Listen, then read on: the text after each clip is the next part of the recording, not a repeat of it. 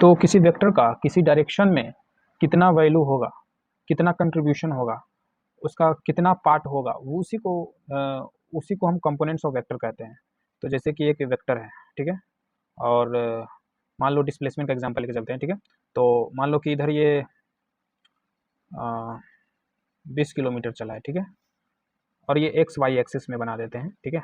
ताकि हमें चीज़ें ज़्यादा अच्छे से समझ में आए। ये एक्स डायरेक्शन है और ये वाई डायरेक्शन है, ठीक है। तो कोई बॉडी यहाँ से ओ से ए तक चला, ठीक है, ओ से ए, इसे पी लिख देते हैं, पी,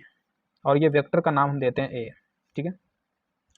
तो ओ से पी तक चला, तो हम यहाँ पे ये भी कह सकते हैं कि कुछ डिस्टेंस इस एक्स डायरेक्शन में चला और कुछ डिस्टेंस इस वाई डायरेक्शन में चला, तब जाकर ये पी तक पहुँच पाया, है ना। पहले ये एक्स में ऐसे चला होगा और फिर वाई में इतना दूरी चला, है ना। या इसे ऐसे भी कह सकते हैं कि पहले ये वाई में इतना दूरी चला, फिर एक्स में इतना दूरी चला, ऐसे भी कह सकते हैं। तो अगर हमें ये जानना हो कि कितना इस एक्स डायरेक्शन में चला, है ना, अगर वो वैल्यू जानना हो तो कैसे निकालेंगे। तो उसके लिए पहले मुझे ये एंगल पता होना चाहिए। अब ये जो ए वेक्टर है जिसका वैल्यू 20 किलोमीटर है या जो भी हो, उसका कितना पार्ट इस डायरेक्शन में है वो हमें निकालना हो, तो यहाँ पे हम ट्रिगो का सहारा लेंगे। इस ट्रायंगल में ओ पी आर ट्रायंगल में हम ट्रिगो लगाते हैं। मुझे हाइपोटेनस पता है, हाइपोटेनस 20 किलोमीटर है, और मुझे मान लो बेस पता करना है, ओ आर वेक्टर का मैग्नीट्यूड पता करना है। तो हम यहाँ पे कॉस का लगाएंगे, कॉस थीटा बराबर base by hypotenuse O R by A. तो ओ आर हमें कितना मिला, ए कॉस थीटा, है ना। तो अगर कोई वेक्टर है और उसका किसी डायरेक्शन में हम कंपोनेंट निकालना चाहते हैं, तो हमें पता करना होगा कितना एंगल हम ले रहे हैं, है ना। ये वेक्टर है और मुझे इस डायरेक्शन निकालना है, तो ये कितना एंगल है। तो जितना एंगल रहेगा, मान लो थीटा है, तो ये कितना हो जाएगा, ए कॉस थीटा, ठीक है। अब ये थीटा ये कोई भी थीटा 0 से 90 के बीच में कुछ भी हो सकता है, जैसे ये इतना भी हो सकता है। तो अगर ये इधर मान लो ये 30 डिग्री, मान लो यहाँ पे 30 डिग्री है, ठीक है, और ये 20 किलोमीटर है, ठीक है, तो यहाँ पे हो जाएगा 20 कॉस 30 डिग्री। और अगर ये मान लो 60 डिग्री है और ये 20 किलोमीटर है, तो ये हो जाएगा 20 कॉस 60। तो देख रहे हो अलग अलग डायरेक्शन में अलग अलग इस 20 किलोमीटर का कंट्रीब्यूशन है। पी आर का उसी तरीके से ट्रिगो लगाएंगे, तो मुझे ये परपेंडिकुलर हो जाएगा पी आर यहाँ पे, तो साइन थीटा लगाएंगे, तो परपेंडिकुलर बाय बेस, तो पी आर हो जाएगा ए साइन थीटा। तो इस ए वेक्टर का दो कंपोनेंट है, एक मान लेते हैं इस ये वाला कंपोनेंट और एक ये वाला कंपोनेंट। तो ये वाला कंपोनेंट को मान लेते हैं ए एक्स लिख देते हैं, ए वेक्टर इन एक्स डायरेक्शन कितना हुआ, ए कॉस थीटा, ए वेक्टर इन वाई डायरेक्शन ए साइन थीटा, ए वेक्टर इन एक्स डायरेक्शन का मैग्नीट्यूड। तो इस तरीके से हम कंपोनेंट निकालते हैं, इसी को रिजोल्यूशन भी कहते हैं, रिजोल्यूशन ऑफ वेक्टर या कंपोनेंट्स ऑफ वेक्टर या प्रोजेक्शन ऑफ वेक्टर, मतलब इसका कितना यहाँ पे प्रोजेक्शन है, इसका इस डायरेक्शन में क्या प्रोजेक्शन है। जैसे पहले हम ऐड करते थे, यहाँ पे भी लिख सकते हैं इस तरीके से, A vector is equal to A X vector plus A Y vector, और ए एक्स वेक्टर और ए वाई वेक्टर के बीच का एंगल कितना है, 90 डिग्री। तो हम यहाँ पे ए वेक्टर का मैग्नीट्यूड हम इस तरीके से लिख सकते हैं, ए x square plus A Y square और 2x 2ay कॉस 90, तो 0 हो जाएगा, तो बस इतना ही रहेगा। अब हम कुछ क्वेश्चन देखते हैं इस पे। एक क्वेश्चन है यहाँ पे, a particle is moving with velocity 100 meter per second. If one of the rectangular components of a velocity is 50 meter per second, find the other component of velocity and its angle with the given component of velocity. इस question में कहा जा रहा है कि एक particle is moving with velocity 100 metre per second, एक particle है जिसकी वेलोसिटी 100 मीटर पर सेकेंड है, और if one of the rectangular component of a velocity is 50 metre per second, इस वेलोसिटी का एक कंपोनेंट 50 है, मतलब किसी एक पर्टिकुलर डायरेक्शन में 50 वैल्यू होगा, मान लो 100 है इस डायरेक्शन में, ठीक है, तो इस डायरेक्शन में 50 है। तो find the other component of velocity, तो एक ये कंपोनेंट है तो दूसरा ये वाला कंपोनेंट होगा, है ना, ये वेक्टर थोड़ा बड़ा बन गया, इतना ही होना चाहिए, क्योंकि ये मेन है और मेन में से दो अलग अलग कंपोनेंट निकाल रहे हैं, अलग अलग डायरेक्शन में उसका कंट्रीब्यूशन निकाल रहे हैं, तो दोनों अलग अलग जो होगा वो छोटा ही होगा ना इससे, मेन वाले से। तो ये जैसे कि एक्स एक्सिस होता है, तो ये मान लेते हैं एक्स एक्सिस, और ये वाई एक्सिस, तो ये जो 50 मीटर पर सेकेंड है इसको मान लेते हैं velocity in X direction 50 metre per second, और ये है जो वेलोसिटी इन वाई डायरेक्शन, वो पता करना है। फिर आगे पूछा है find the other component of velocity, ठीक है, एंड इट्स एंगल, एंगल पता करना है, किसका एंगल, इसका एंगल, इट्स एंगल, तो इट्स इस यहाँ पे किसको बोल रहा है, तो अब देखिए लिखा हुआ है find the other component of velocity और उसका एंगल, मतलब यहाँ किसकी बात हो रही है, वेलोसिटी की बात हो रही है कि वेलोसिटी का एक दूसरा कंपोनेंट निकालिए और उसका एंगल निकालिए, तो मतलब वेलोसिटी का एंगल निकालना है, पर वेलोसिटी का किसके साथ,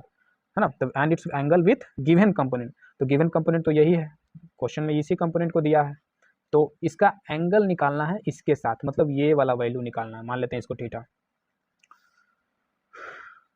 तो ये 100 है, इसका इस डायरेक्शन में 50 कंट्रीब्यूशन है, इस डायरेक्शन में कितना है कंट्रीब्यूशन,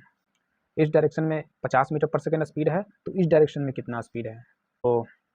यहाँ पे हम ट्रिगो इस्तेमाल कर सकते हैं, क्योंकि हमें पाइथागोरस भी लगा सकते हैं,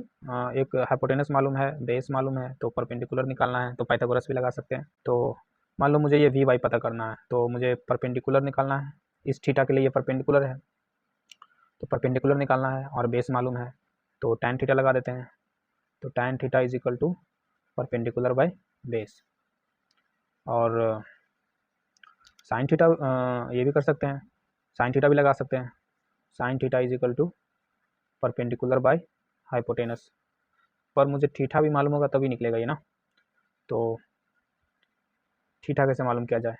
तो मुझे बेस और हाइपोटेनस मालूम है, तो कॉस थीटा से मुझे थीटा मालूम चल जाएगा, कॉस थीटा बराबर base by hypotenuse that is 1/2, तो कॉस थीटा इज़ 1/2, और 1/2 कब आता है, जब थीटा 60 डिग्री होता है,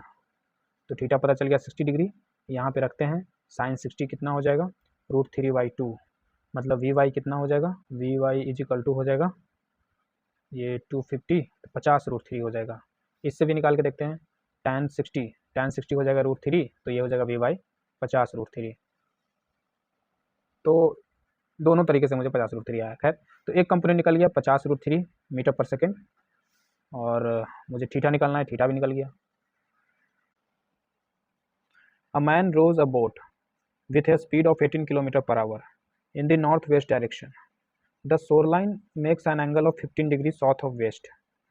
Obtain the component of the velocity of the boat along the shoreline and perpendicular to the shoreline. तो यहाँ पे एक क्वेश्चन में कह रहा है कि एक मैन है जो अपना बोट चला रहा है और उसका बोट का स्पीड है 18 किलोमीटर पर आवर, हाँ speed of boat is 18 kilometre per hour in north west direction, यहाँ पे ऐसे लिख देते हैं velocity of boat 18 kilometre per hour, और किधर है, नॉर्थ वेस्ट में है, ठीक है, नॉर्थ वेस्ट डायरेक्शन, फिगर भी इसका दिया हुआ है, तो ये है नॉर्थ, ये है साउथ, ये ईस्ट, ये डायरेक्शन ईस्ट है और ये वेस्ट है, तो नॉर्थ वेस्ट डायरेक्शन जो होता है नॉर्थ और वेस्ट के बीचों बीच होता है, मतलब 45 डिग्री पे होता है, नॉर्थ से भी और वेस्ट से भी, तो ये वाला जो डायरेक्शन होता है ये नॉर्थ वेस्ट डायरेक्शन है, तो इसी डायरेक्शन में बोट चल रही है और वो 18 के स्पीड से चल रही है। The shoreline makes an angle of 15 degree south of west, जो पानी की जो धारा है, पानी का जो बहाव है, करंट है, वो 15 डिग्री है, किससे 15 डिग्री है, तो लिखा हुआ है 15 degree south of west, 15 degree south of west, तो इसका मतलब क्या होता है, तो बोला है 15 डिग्री साउथ, तो यहाँ पे हैं हम, ठीक, 15 डिग्री साउथ चलना है हमें, तो 15 डिग्री साउथ, किसके साउथ, किससे साउथ, किसका साउथ, हम ईस्ट वाले से भी साउथ पे पहुँच सकते हैं या वेस्ट वाले से भी साउथ पे पहुँच सकते हैं, है ना, ये जो 15 डिग्री है ये एंगल कैसे बनाया होगा, ईस्ट से साउथ पे जाते समय 15 डिग्री बनाया होगा ऐसे, कि वेस्ट से साउथ जाते समय ऐसे बनाया होगा, ऐसे, कौन वाला होगा, तो यहाँ पे लिखा है वेस्ट, तो 15 डिग्री साउथ, इस डायरेक्शन में साउथ की ओर चलना है 15 डिग्री आपको, अब जैसे कि यहाँ पे हो, ठीक है, आपको बोला जाए 15 डिग्री चलो, पर किधर 15 डिग्री किधर, तो साउथ में, पर 15 डिग्री साउथ तो ऐसे भी हो सकता है, ऐसे भी हो सकता है ना। तो वेस्ट से ये वाला, तो ये 15 डिग्री हो गया। तो इधर है शोर लाइन। तो इस तरीके से पानी चल रही है, सॉरी इस तरीके से बोट चल रहा है और इधर पानी की धारा चल रही है ऐसे। ये वाला जो एंगल है 45 है, ये 15 है, तो टोटल कितना हो जाएगा 60, ये 60 हो जाएगा। मतलब नाव चल रही है किसी डायरेक्शन में और उससे 60 डिग्री में पानी का बहाव है। हमसे पूछा जा रहा है obtain the components of velocity of the boat along the shore line and perpendicular to the shore line. तो इस डायरेक्शन में बोट की स्पीड क्या होगी और इससे परपेंडिकुलर डायरेक्शन में बोट की स्पीड क्या होगी। तो ये रहा इसका परपेंडिकुलर डायरेक्शन, शोर लाइन के परपेंडिकुलर डायरेक्शन ये वाला है। और देखिए इस हिसाब से यहाँ पे बनाते हैं, मान लो ये 18 किलोमीटर पर आवर इस तरीके से है और ये है शोर लाइन, ठीक है 60 डिग्री। तो इस डायरेक्शन में 18 है, तो इस डायरेक्शन में कितना होगा, तो इस डायरेक्शन में कितना होगा और शोर लाइन के परपेंडिकुलर कितना होगा, ये इस डायरेक्शन में स्पीड कितना होगा। तो हम ये कैसे निकालें। तो अगर हम यहाँ पे इस 18 का इस डायरेक्शन में कंपोनेंट देखना चाहते हैं, तो यहाँ से एक इस डायरेक्शन पे परपेंडिकुलर लाइन ड्रॉ करेंगे इस तरीके से। ये जो वैल्यू हुआ इतना बड़ा, ये हो गया 18 का कंपोनेंट इस डायरेक्शन में। और अगर इस डायरेक्शन में देखना है तो लाइन खींचते हैं और इस पर परपेंडिकुलर बनाते हैं। ये जो वैल्यू है इस डायरेक्शन में, ये जो लेंथ है, ये जो मैग्नीट्यूड जो बता रहा है 18 का इस डायरेक्शन में कंपोनेंट है। अब ये जो परपेंडिकुलर बनाए हैं ये, तो ये मालूम है 18 और ये एंगल मालूम है, तो यहाँ से हम ये बेस निकाल सकते हैं। और कभी कभी क्या करते हैं स्टूडेंट, मिस्टेक करते हैं कि जैसे कि वो यहाँ से ऐसे बनाते हैं ऐसे, तो ये राइट एंगल नहीं बनता यहाँ पे, ठीक है। तो यहाँ पे वो मिस्टेक करते हैं। तो ये रहा 18, ये रहा शोर लाइन का डायरेक्शन। तो 18 का यहाँ पे इतना कंपोनेंट होगा, ये 60 है और ये 18 है। तो अगर आप ट्रिगो लगाओगे तो ये 18 cos 60 आएगा। और इस डायरेक्शन में कितना होना चाहिए, तो ये 18 cos 60 और ये कितना हो जाएगा 30 डिग्री, तो ये 18 cos 30 या इसी को ऐसे बोल सकते हैं 18 sin 60। अब इसे हम सॉल्व करेंगे, हमें निकल जाएगा वैल्यू।